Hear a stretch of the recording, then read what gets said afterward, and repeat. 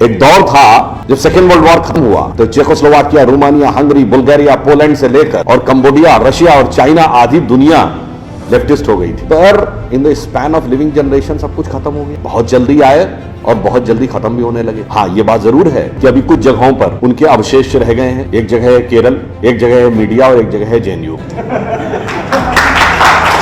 Other than north Korea and Cuba, other than north Korea and Cuba, क्योंकि China तो सिर्फ नाम का कम्युनिस्ट है, आज तो वो कैपिटलिस्टों से भी ज्यादा कैपिटलिस्ट है। अब आप ये कहेंगे कि व्हाट अबाउट इंडिया? इंडिया को समझने के लिए थोड़ा ब्रॉडर स्पैन पे जाना होगा। If you look at all the great ancient civilisations of the world, इधर से शुरू करिए तो चाइनीज सिविलाइजेशन थी, फिर इंडियन सिविलाइजेशन थी, मेसोपोटामियन सिविलाइजेशन थी, बेबीलोनियन सिविलाइजेशन थी, इजिप्ट की सिविलाइजेशन थी, ग्रीस की सिविलाइजेशन थी, रोमन एम्पायर था, और आज का जो नॉर्थ और साउथ अमेरिका में है इंका, माया, एस्टेक का सिविलाइजेशन था। आज उनमें से कोई भी अपने मूल रूप में नहीं बचा है। जो अल्लामा इकबाल जिन्होंने सारे जहां से अच्छा हिंदुस्तान हमारा लिखा, उन्होंने लिखा था ना, यूनान, मिस्र, रोमा सब मिट गए जहां से, बाकी अभी तलक है नामो निशा हमारा, कुछ बात है कि हस्ती मिटती नहीं हमारी, सदियों रहा है दुश्मन दौरे जहां। तो साहब ये कंपैरिजन ये है कि एक ऐसी चीज जो हजारों साल से प्री हिस्टोरिक चली आ रही है और खत्म ही नहीं हुई है, एक ऐसी चीज जो लेटेस्ट शुरू हुई और लेटेस्ट खत्म होने लगी। तो ये कंपैरिजन ही अपने आप में थोड़ा ऑकवर्ड है, मगर कोशिश बहुत की गई। अब मैं थोड़ा सा इसके पॉलिटिकल एस्पेक्ट पे आता हूं। ये Naxalism at the door step और इन द अर्बन एरिया शुरू कहां से हुआ? जो लोग हम लोग तो थोड़ा पहले की पीढ़ी वाले हैं उनको जानकारी होगी कि भारत के इतिहास की पहली माइनॉरिटी गवर्नमेंट कौन थी? श्रीमती इंदिरा गांधी की सरकार थी, जो 1969 में कांग्रेस के डिवीजन के बाद माइनॉरिटी हो गई। और उस माइनॉरिटी गवर्नमेंट को सपोर्ट कर किसने बचाया सेंटर में? लेफ्ट पार्टीज ने, कम्युनिस्टों ने। ये तो हमको पता है, बहुत से लोगों को, आज की जनरेशन को शायद नहीं पता होगा। हमारे दिमाग में माइनॉरिटी गवर्नमेंट नरसिम्हा राव से शुरू होती है हम लोगों के जमाने में। अब इंदिरा जी के जमाने में जब माइनॉरिटी गवर्नमेंट आई और लेफ्टिस्टों ने उसे सपोर्ट करके बचाया, तो उस जमाने में थोड़ा सा मैं उनको क्रेडिट दूंगा कि भाई आज का जमाना होता तो कहता कोई बढ़िया वाला विभाग दे दो जिसमें कि अच्छा धनोपार्जन हो सके, पर उन्होंने बहुत ही समझदारी और चालाकी से काम लिया। आप देखिए बदले में लेट 60s और अर्ली 70s में हुआ क्या क्या? प्रीपर्स खत्म हुआ, फंडामेंटल राइट्स में राइट टू प्रॉपर्टी खत्म हुआ, बैंकों का नेशनलाइजेशन हुआ, पब्लिक सेक्टर अंडरटेकिंग्स बनी यानी इंडस्ट्रीज का नेशनलाइजेशन हुआ, कमिटेड जुडिशरी की बात हुई, और finally preamble of the constitution, जिसको डॉक्टर अंबेडकर ने कहा था संविधान की आत्मा है, इसे कभी बदला नहीं जाएगा, उसमें सोशलिस्ट और सेकुलर वर्ड जोड़ दिया गया। यानी समर्थन के बदले में उन्होंने बहुत कुछ अपना सेटअप बना लिया उन कुछ सालों में। फिर Indian council of historical research, Indian council of cultural research, Indian council of scientific research, Indian council of agriculture research, सब जगह धीरे धीरे आकर स्थापित हो गए। जेएनयू भी उसी दौर में स्थापित हुआ। उसमें एक विशिष्ट वर्ग, विशिष्ट विचारधारा के लोगों को नियुक्त किया गया, वैसे ही छात्रों को मोट किया गया, जैसा भी ममता जी ने अपने उद्बोधन में बताया भी। और फिर भारत का पहला जर्नलिज्म की डिग्री देने वाला इंस्टीट्यूट कहां बना? जेएनयू में, Indian institute of mass communication. अब आईएएस बनना है तो जेएनयू से, जर्नलिस्ट बनना है तो जेएनयू से, प्रोफेसर बनना है तो जेएनयू से, रिसर्चर बनना है तो जेएनयू से। अब उन्होंने पूरे अर्बन सेटअप के ऊपर अपना एक कब्जा कर लिया। फिर धीरे धीरे दिमागों में चीजें रखनी शुरू की गई, वो जो सच के बिल्कुल उलट था। क्या कहा गया साहब? नक्सलवाद जो कहता हथियार उठाना, हथियार आदमी मजबूरी में उठाता है। ठीक है साहब, बिल्कुल मान लिया, हथियार मजबूरी में उठाता है। हथियार वही उठाता है, आतंकवाद वहीं पनपता है जहां गरीबी होती है, आतंकवाद वहां पनपता है जहां अशिक्षा होती है। तो मैं पूछना चाहता हूं, ओसामा बिन लादेन गरीब था क्या? अरबपति था। भारत के तमाम उद्योगपतियों, उसकी हैसियत थी, कई उद्योगपतियों को खरीद सकता था, तो क्यों आतंकवाद की तरफ मुड़ गया? तो आपकी थ्योरी का बेस तो लॉजिकल नजर नहीं आता। अगर अशिक्षा से आतंकवाद निकलता है तो 9/11 में जिन लोगों ने जाके अपने प्लेन वहां क्रैश कर दिए, चाहे वो खालिद शेख हो या मोहम्मद अट्टा, ये सब लोग अमेरिका जैसे देश में बहुत हाईली एजुकेटेड थे और एक शानदार जिंदगी जीने का उनके पास मौका था। तो एजुकेशन और इकोनॉमिक आधार दोनों की बात बहुत हद तक तर्कसंगत नजर नहीं आती, मगर गैर तर्कसंगत बात को भी समझा के रखा जाता है। यह कहा जाता है कि साहब लेफ्ट आइडियोलॉजी कहां से शुरू हुई, जब कैपिटलिज्म ने सर्वहारा वर्ग के ऊपर अत्याचार किया, सप्रेशन किया गया वर्कर क्लास का इंडस्ट्रियलिस्ट सोसाइटी के द्वारा, तब शुरू हुई। आप दुनिया का एक देश बताइए जो इंडस्ट्री डेवलप होने के बाद कम्युनिस्ट हुआ हो। जितने देशों के मैंने नाम बताए, ईस्टर्न यूरोप से लेकर रशिया, चाइना, सब एग्रेरियन सोसाइटीज थी जो कन्वर्ट हो गई। इसका मतलब बात तो कुछ समझ में नहीं आती। चलिए, अब आपको लंबे समय शासन करने का मौका मिले, जैसे वेस्ट बंगाल में 33 years, I think in A span of 33 years any party would have got enough opportunity to convert the West Bengal into a Marxist heaven. हुआ क्या? ग्रोथ रेट नीचे, अशिक्षा, गरीबी, कलकत्ता जो इंडस्ट्री का इतना बड़ा सेंटर था वो उसी दरमियान बहुत कुछ अपनी कैपेसिटी खो गया। Exactly reverse. 70 साल में यूएसएसआर को तो दुनिया का सबसे डेवलप्ड कंट्री बन जाना चाहिए था। नॉर्थ कोरिया और क्यूबा आज भी लेफ्टिस्ट है तो उनको भी बन जाना चाहिए था। आगे कौन बढ़ा? चाइना, जिसने प्रैक्टिकली सब कुछ छोड़ के एकदम उलट स्टैंड ले लिया। तो इससे एक और बात लगती है कि साहब आपकी जो बात है उसमें कुछ दम कम है। अब मैं अगली बात लॉजिक पे आता हूं। ह्यूमन राइट्स, फंडामेंटल राइट्स की बात करनी, हर आदमी का अधिकार होने चाहिए, बिल्कुल होने चाहिए। पर अगर आप इतिहास उठा के देखें, 20वीं सेंचुरी में वॉर और इंटरनल जो हुकूमतों के द्वारा मरवाए गए लोग हैं, उनकी संख्या लगभग 10 करोड़ है, जिसमें युगांडा के इदी अमीन से लेके, रशिया के स्टालिन से लेके, कंबोडिया के पोल पोट ने लाखों करोड़ों लोगों को मरवाया। वहां अधिकार की बात कहां चली गई? कभी अधिकार की बात आई क्या? अब आप आइए कि अधिकार की बात आती कहां से। ये ह्यूमन राइट्स का विषय सबसे पहले आया जब सेकेंड वर्ल्ड वॉर खत्म हुई, क्योंकि ज्यूज को लाखों की संख्या में मरवाया गया था जर्मनी में। तो पूरी दुनिया में एक आई बात की मानवाधिकार, ह्यूमन राइट्स, और दुनिया में इसके ऊपर बड़ी एक सोच शुरू हुई। और जब यूनाइटेड नेशंस बना तो एक ह्यूमन राइट चार्टर बनाने की बात आई और यह कहा गया कि भाई ह्यूमन राइट होने चाहिए और उसमें यह भी गारंटी होनी चाहिए कि दूसरे के ह्यूमन राइट में कोई इंफ्रिंजमेंट नहीं। मतलब मेरा जीने का हक इस कीमत में नहीं हो सकता कि हम दूसरे को मारकर अपने जीने का हक रखें। तो दुनिया के जो तमाम बड़े बड़े महापुरुष थे उस समय, सबको चिट्ठियां लिखी गई कि आपकी नजर में 2, 3, 4, 5 जो भी फंडामेंटल ह्यूमन राइट्स होते हो, पर वो ऐसे ह्यूमन राइट होने चाहिए which are capable of ensuring everybody else is human right, वो आप हमें कृपया बता दीजिए। तो चिट्ठी महात्मा गांधी के पास भी आई और महात्मा गांधी का जवाब उसमें सबसे अलग था। महात्मा गांधी ने कहा, my illiterate but wise mother has told me. इस शब्द पे ध्यान दीजिएगा। My illiterate but wise mother has told me that if you want to ensure everybody's human right, then in my opinion there are no fundamental human rights, only fundamental duties. यानी अगर हर एक व्यक्ति के आप अधिकारों को सुनिश्चित करना चाहते हैं तो आपके सिर्फ और सिर्फ मूलभूत कर्तव्य हैं, अधिकार नहीं। अब आप ये सोचिए कि अगर उनकी माता जी पढ़ी लिखी नहीं थी तो वाइस कैसे हो गई? देखिए, बुद्धिमान और विवेकशील होना दो अलग अलग चीजें हैं। बुद्धिमान मैंने कहा आतंकवादी और चोर भी होता है, विवेकशील नहीं होता है। और उदाहरण के लिए गांधी जी की माता जी विवेकशील थी। क्यों थी? उसका मूल कारण जानते कहां से आता है? गांधी जी का प्रिय भजन क्या था? रघुपति राघव राजा राम। राम की कथा आप सबने सुनी होगी। पूरी की पूरी राम कथा में हर जगह सिर्फ और सिर्फ कर्तव्य है। पिता का पुत्र के प्रति कर्तव्य, भाई का भाई के प्रति कर्तव्य, पति और पत्नी का दूसरे के प्रति कर्तव्य, राजा का प्रजा के प्रति कर्तव्य, मित्र के साथ कर्तव्य, सबका कर्तव्य। अधिकार की बात केवल एक जगह आती है। कब? जब केकई ने कहा राजा दशरथ से कि वो जो आपने 3 वरदान दिए थे ना, मुझे अब प्रयोग करने का अधिकार चाहिए। और सारी की सारी समस्या की शुरुआत वहीं से होती है।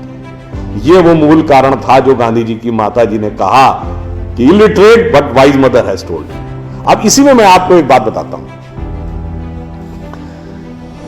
मैं अर्बन नक्सलिज्म पे भी आता हूं। जब ये लोग बात करते हैं तो बड़ी आकर्षक लगती है। मैंने आपको 2-3 बातें बताई कि जब आप तर्क की कसौटी पे कसेंगे तो आपको वो बात तथ्यात्मक नहीं लगेगी, that things will not look substantive. अब ये बताइए कि अधिकार की बात केकई ने की थी ना, तीनों रानियों में सबसे सुंदर कौन मानी जाती थी? केकई। जो चीज सबसे आकर्षक होती है विनाश के अक्सर सूत्र उसी में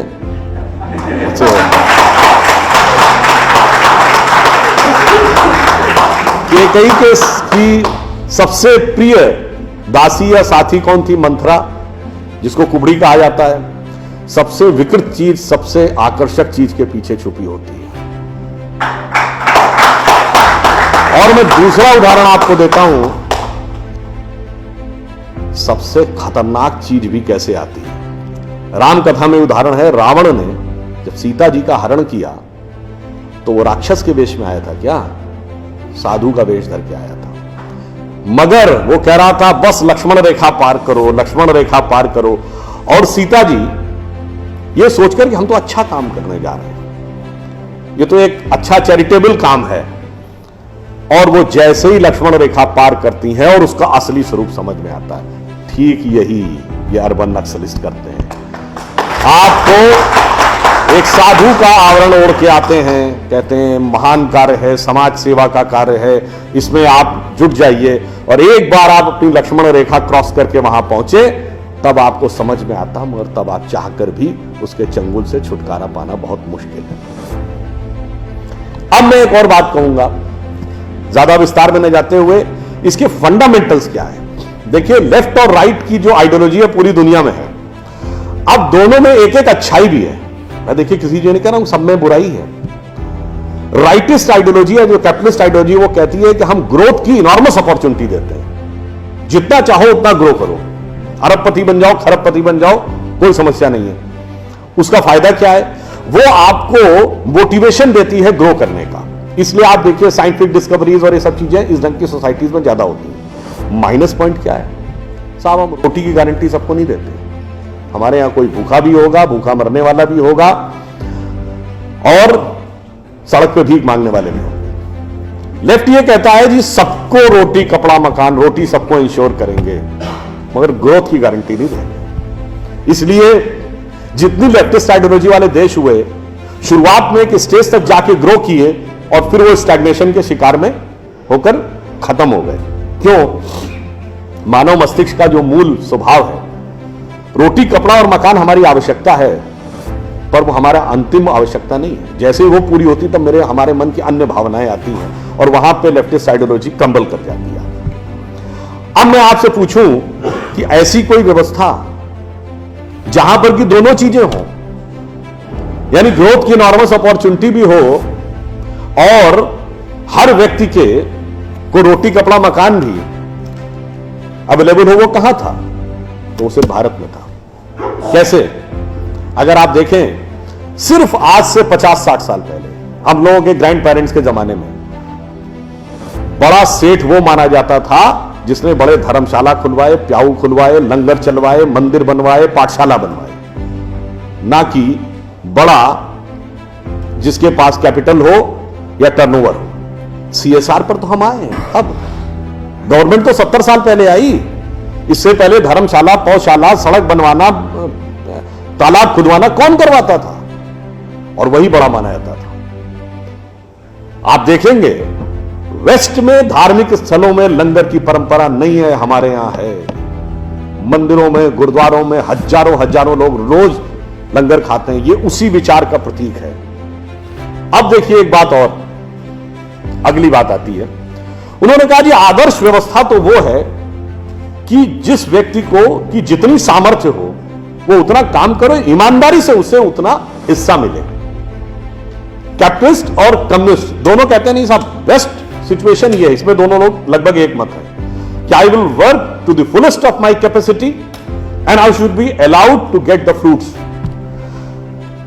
तो उनका सिद्धांत क्या हुआ? अगर एक वाक्य में कहें कि जो कमाएगा वो खाएगा, जो अच्छा कमाए उसको अच्छा खाने का मौका मिले। भारतीय विचार कहता नहीं, ऐसा नहीं है। भारतीय विचार यह कहता है कि जो आया है सो खाएगा, जो आया है वो खाएगा, जो कमाएगा वो खिलाएगा। ये कम्युनिज्म का पीक है। अब आप कहेंगे तो थ्योरेटिकल बात हुई, ऐसा होता कहां है? ऐसा होता है। भारत में समाज की प्राथमिक इकाई परिवार है। परिवार में एक आदमी भी कमाता है तो सबको खिलाता है। अगर 4 भाइयों में 3 भाई रोजगार से हैं, एक भाई बेरोजगार है, तो वो मिलकर उसका ध्यान रखते हैं। बेटा बेरोजगार है तो बाप मरते दम तक उसका ध्यान रखता है, क्योंकि हमारे यहां कहा गया जो कमाएगा वो खिलाएगा, जो आया है वो खाएगा। अरे भाई, आप तो सिर्फ आदमी तक रहे। हमारी ये सोच इतनी व्यापक थी। मैंने कहा ना, झूठ के पुलंदे कैसे रखे गए। अगर आप लोगों से बहुत को ध्यान हो तो जब पितृपक्ष आता है, श्राद्ध पक्ष, जिसमें पूर्वजों के लिए किया जाता है, तो उस दिन, जिस दिन आप अपने पूर्वजों का तर्पण करते हैं, उस दिन क्या होता है, 3 खाने के हिस्से निकाल के रखे जाते हैं। किसके लिए? एक कुत्ते के लिए, एक कौवे के लिए और एक गाय के लिए। क्यों? हमारे यहां गाय देवतुल्य पशु माना गया है, हाईएस्ट पेडेस्टल पे है। कुत्ते को शमशान का के देवता भैरव का वाहन माना गया है, एंड ऑफ द लाइफ की तरफ दर्शाता है। और कौवा उस प्रकार की श्रेणी का जंतु है जो कि तमाम गंदगियों को साफ करता है। यानी हम सिंबॉलिकली ये कह रहे हैं कि अगर भगवान ने हमको सबसे developed creature of the earth और ऑफ द यूनिवर्स बनाया है, तो लोएस्ट से लेके हाईएस्ट तक हर आदमी का ख्याल रखना हमारा कर्तव्य है। हर जीव जंतु का ख्याल रखना। वो वहां तक पहुंचे नहीं पहुंचे। इसीलिए मैं कहता हूं कि सिस्टमेटिकली बैठकर आप लोगों के दिमागों में, हम लोगों के दिमागों में 2-2, 3-3 पीढ़ी से ऐसी चीजें बैठाई गई जिसके ठीक उलट थी। 1-2 उदाहरण और दूंगा। जैसा अब ये भी ममता जी ने बोला फिल्मों के बारे में, फिल्मों में भी आपने देखा, जैसे उन्होंने बताया, एक ऐसा सीरियलों में कैरेक्टर होगा। अब मैं एक दूसरी बात की तरफ आता हूं। आपने जितनी हिंदी फिल्में देखी होंगी, भाई मैंने तो हिंदी और इंग्लिश के अलावा नहीं देखी, एक आधा उर्दू की फिल्म ही देखी है, अन्य भाषाओं की तो फिल्में मैंने देखी नहीं। मगर हर हिंदी फिल्म में शुद्ध हिंदी बोलने वाला कैरेक्टर या तो विलेन होगा या कॉमेडियन होगा। ये धीरे धीरे हमारे दिमाग में बैठ गया। हीरो क्या बोलेगा? 60, 70 और 80 के दशक तक उर्दू मिक्स्ड हिंदी बोलता था, पिछले 20 साल से इंग्लिश मिक्स्ड हिंदी बोलता। आप सबने वो गाना सुना होगा, विनोद खन्ना जी जिनकी डेथ हो गई, एक उनके ऊपर है जिसको कॉमेडियन गाना माना जाता है, प्रिय प्राणेश्वरी यदि आप हमें आदेश करें तो प्रेम का हम श्री गणेश करें। ये गाना क्या माना जाता था? कॉमेडी का। और एग्जैक्टली यही गाना, यही वर्ड्स का गाना, इब्तिदाई इश्क में हम सारी रात जागे अल्लाह जाने क्या होगा आगे, यह अच्छा गाना। और इतना ही नहीं, जी हाल मुस्किन मुगम्बु रंजिश बहार हिजरा में सारा दिल है, इसमें दिल के अलावा कुछ समझ में आया नहीं। हिंदी के शब्द आ जाए, अरे साहब बड़ी कठिन हिंदी, बड़ी क्लिष्ट हिंदी कहां से ले आए? अगर साफ साफ उर्दू भी बोल दिया, ये कहां ले आए? अंग्रेजी मिक्स्ड होना चाहिए। भाई अंग्रेजी मिक्स्ड होकर हम, देखिए ये सारी चीजें हम लोगों के दिमागों में बैठा ली जा रही हैं। हम कहां जा रहे हैं? एक छोटा सा उदाहरण आपको देता हूं। मैं किसी भाषा के प्रति सम्मान या असम्मान नहीं व्यक्त करना चाहता, एक तथ्य सामने रखना चाहता हूं। अंग्रेजी भाषा में केवल 5 वॉवेल हैं, AEIOU, केवल 5 वॉवेल, और मात्रा पाई जैसी कोई चीज ही नहीं है। इसलिए इसमें साइलेंट का भी प्रॉब्लम है और एक्सेंट का भी प्रॉब्लम है। एक कश्मीरी और पंजाबी जिस एक्सेंट में बोलता है, एक बिहारी जिस एक्सेंट में बोलता है, एक तमिल और केरलाई जिस एक्सेंट में बोलता है, उसमें भारी अंतर है। मगर जिन लैंग्वेजेस की फोनेटिक्स डाइवर्सिफाइड है, अब जैसे उसमें मैं एक एक्सट्रीम एग्जांपल देता हूं, संस्कृत। आप वैष्णो देवी के मंदिर जाइए या तिरुपति बालाजी के मंदिर, काशी विश्वनाथ या कामाख्या, जब पुजारी मंत्र बोलना शुरू करता है, एक्सेंट में कभी डिफरेंस देखा है? वो भी तो उसी इलाके के हैं। क्यों? क्योंकि आपकी लैंग्वेज की फोनेटिक्स डेवलप्ड है, साइंटिफिक है। उदाहरण के लिए, आप सब ने कभी ध्यान दिया हो या ना दिया हो, हिंदी में कहते हैं ना काखा गाघा अंगा। का जब बोलते हैं तो जबान कहां लगती है? फिर खा में और पीछे, गा में और पीछे, घा में और पीछे। जब अंगा बोलते हैं तो गले से निकलता है। The entire phonetics is designed as per the contour of your vocal cord. एक प्रकार के शब्द एक साथ, तथ दध ना सब दांत से, अंतर, पफ बबा मा सब होठ से, इतना डेवलप्ड, इतना साइंटिफिक इंस्ट्रूमेंट हमारे पास, और हमें समझाया जा रहा है कि नहीं, छोड़ दो, तो वैसी बात हो गई कि हमारे पास स्मार्टफोन है, मगर दुनिया जो है वो पुराना वाला जो नोकिया हम यूज करते थे उसके पीछे भाग रही है। तो नहीं जी, हम तो उसी के साथ चलेंगे।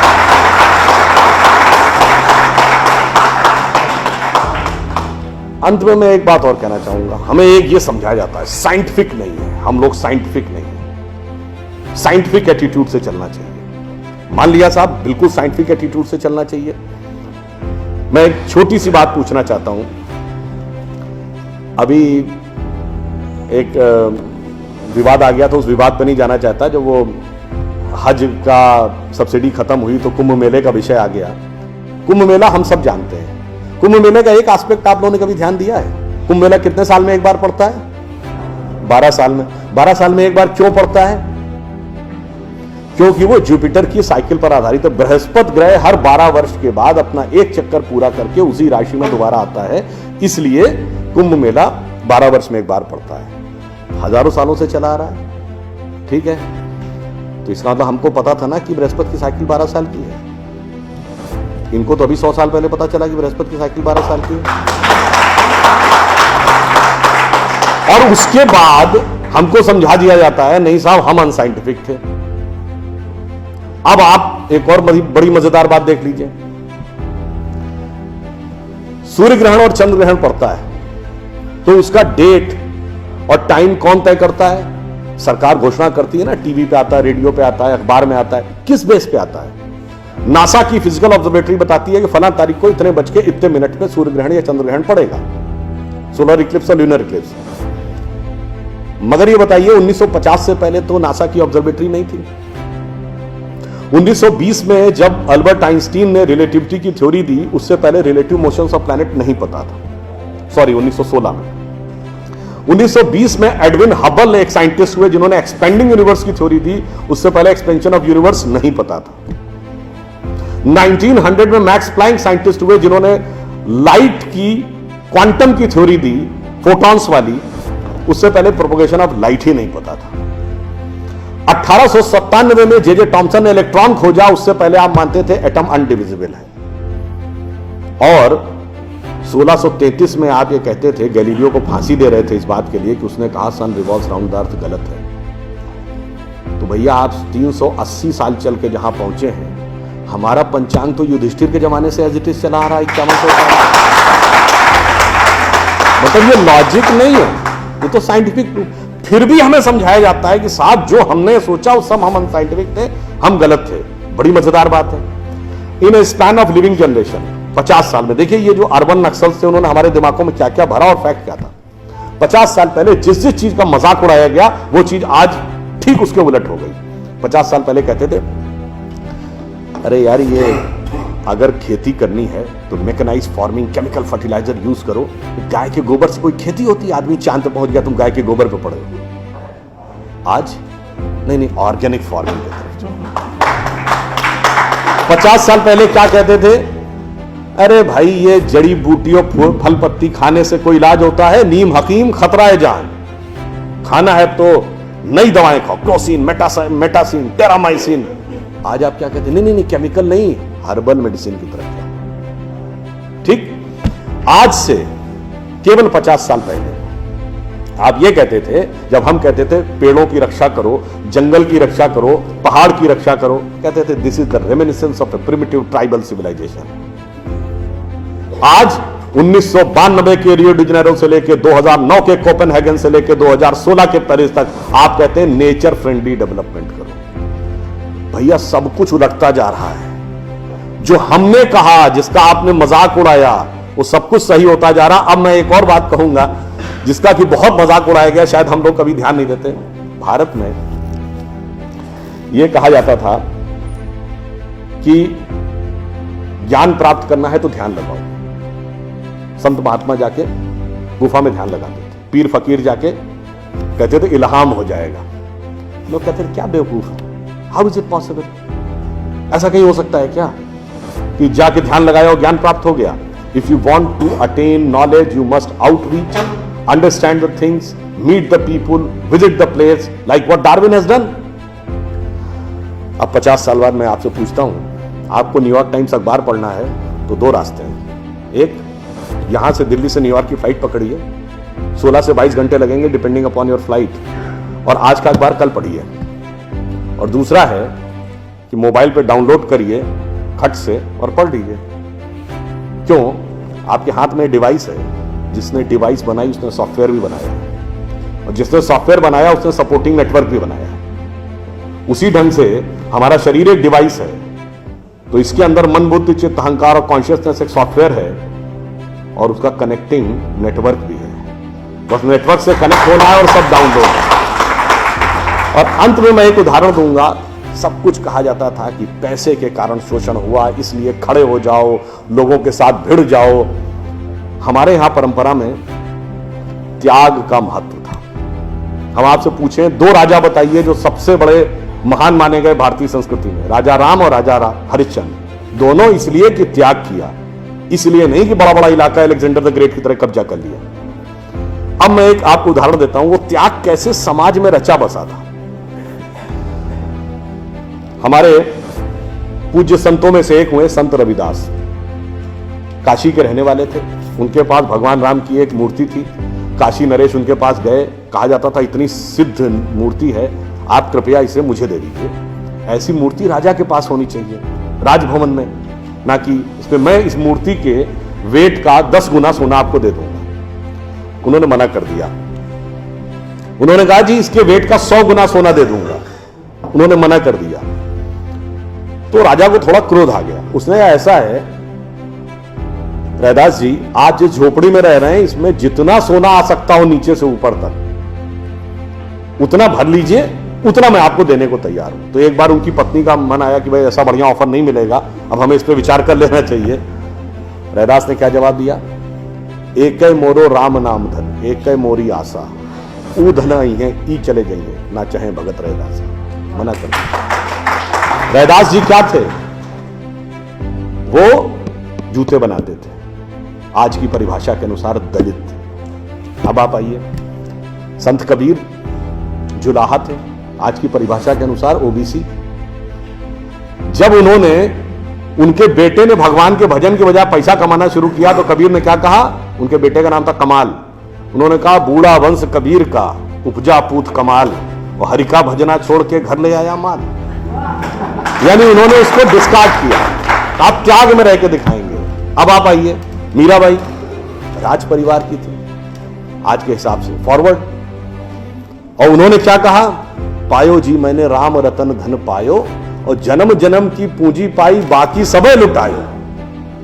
उन्होंने भी पैसे की तरफ नहीं। और अंत में ये सब एक ही कंटेम्परेरी है, तुलसीदास जिन्होंने रामचरितमानस लिखा, वो ब्राह्मण थे, फॉरवर्ड आज के जमाने के हिसाब से। कहा जाता अकबर उनके पास गए। अकबर ने कहा कि आप हमारे दरबार में आकर स्थान ग्रहण करिए, हम आपको 60,000 की मनसबदारी देंगे। उस जमाने में मनसबदारी एक रैंक होती थी। तो जैसे 40,000 की मनसबदारी वॉज मैक्सिमम, 60,000 का मतलब हुआ कि राजा के बाद सबसे बड़ा स्टेटस आपका होगा। तो तुलसी ने क्या जवाब दिया? हम तो सेवक राम के, यो धरे दरबार। हमारे तो हृदय में भगवान राम का दरबार धरा हुआ है। तुलसी का अब होएंगे नर के मनसबदार। ये मैंने क्यों बताया? जो बातें ये अर्बन नक्सलिस्ट समझाते हैं कि शोषण किया गया, कैपिटलिज्म किया गया, अगर मार्क्स ने कहा धर्म एक अफीम है जो गरीबों को पिला दी जाती है ताकि अमीर उस पर हुकूमत करता रहे, पर यहां ऐसा नहीं था। मैंने दिखाया समाज का निचला वर्ग हो, मध्यम वर्ग हो, उच्च वर्ग हो, राज करने वाला वर्ग हो, सबने कहा जो त्याग करेगा वो महान होगा। इसीलिए हमारे यहां महात्मा गांधी महान हुए, ना कि प्रधानमंत्री रहने वाले नेहरू महान। तो इसलिए मैं अंत में ये कहूंगा आप सभी लोगों से कि ये जो मायावी रावण साधु का वेश बना के आता है, सूक्ष्म दृष्टि से इसको समझिए और आश्वस्त रहिए कि वो चाहे कितना भी मायावी हो, अंत में विजय हमारी ही होगी, क्योंकि हम आज दुनिया के यंगेस्ट नेशन है। जैसा अभी नलपत जी ने कहा ना कि भाई people like us we are in minority. हम देश दुनिया के सबसे युवा देश हैं, यह सत्य है, मगर यह अर्ध सत्य है। हम सबसे युवा देश और सबसे प्राचीन सभ्यता है। We are the youngest nation and the oldest civilisation, तो एक गौरवशाली हमारा भूतकाल है और एक शानदार भविष्य है जो हमारी प्रतीक्षा कर रहा है। बस बीच के इस माया के प्रपंचों को से हम बचे रहें तो कहीं कोई संदेह नहीं है। एक पंक्ति कहकर समाप्त करूंगा कि गौरवशाली था भूत, भविष्य भी महान है, अगर संभालें आप उसे जो वर्तमान है।